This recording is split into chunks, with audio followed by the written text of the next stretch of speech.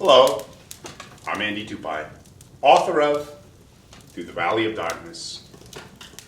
If you're here watching this video, then you may be curious about me as a writer.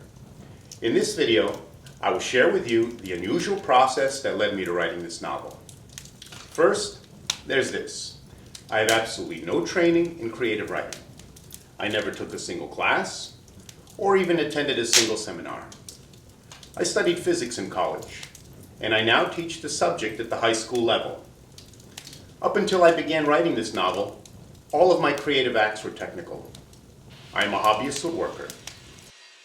I've designed and built lab equipment for my classroom.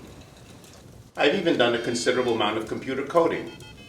I've designed and created an app that allows my students to collect and analyze digital data on the Texas Instrument graphing calculator platform. But then, something changed. After I got married, I moved to the Hudson River Valley, and though I was, and still am, a man of science, I soon discovered that there was something very peculiar about this region. An ancient effect.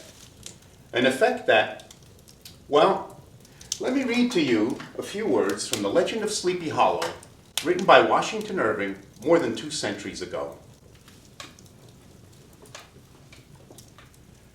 A drowsy, dreamy influence seems to hang over the land and to pervade the very atmosphere. Some say that the place was bewitched by a high German doctor during the early days of the settlement. Others, that an old Indian chief, the prophet or wizard of his tribe, held his powwows there before the country was discovered by Master Hendrik Hudson. Certain it is, the place still continues under the sway of some witching power that holds a spell over the minds of the good people, causing them to walk in a continual reverie. They are given to all kinds of marvelous beliefs, are subject to trances and visions, and frequently see strange sights and hear music and voices in the air. The whole neighborhood abounds with local tales, haunted spots, and twilight superstitions. Later still, he writes this. It is remarkable that the visionary propensity I've mentioned is not confined to the native inhabitants of the valley, but is unconsciously imbibed by everyone who resides there for a time. However wide awake they may have been before they entered that sleepy region, they are sure in a little time to inhale the witching influence of the air and begin to grow imaginative, to dream dreams, and to see apparitions.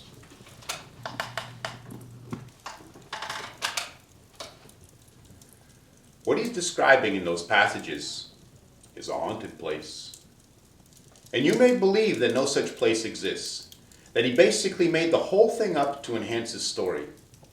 But if you took the time to do a little research, you would soon discover that there's a strong factual basis for what he wrote. Going back centuries before even the Revolutionary War, there were ghost stories, stories of haunted places, tales of grave misfortune, dire warnings of sinister demons. So over hundreds of years, countless people have been bewitched by this valley. I include myself among these people. I moved here. I breathed the air, and I did grow imaginative. And in time, I had my own vision of sorts. Inspiration, if you like. And then the words just started to pour out of me. But the changes I underwent weren't all unconscious, as described by Irving.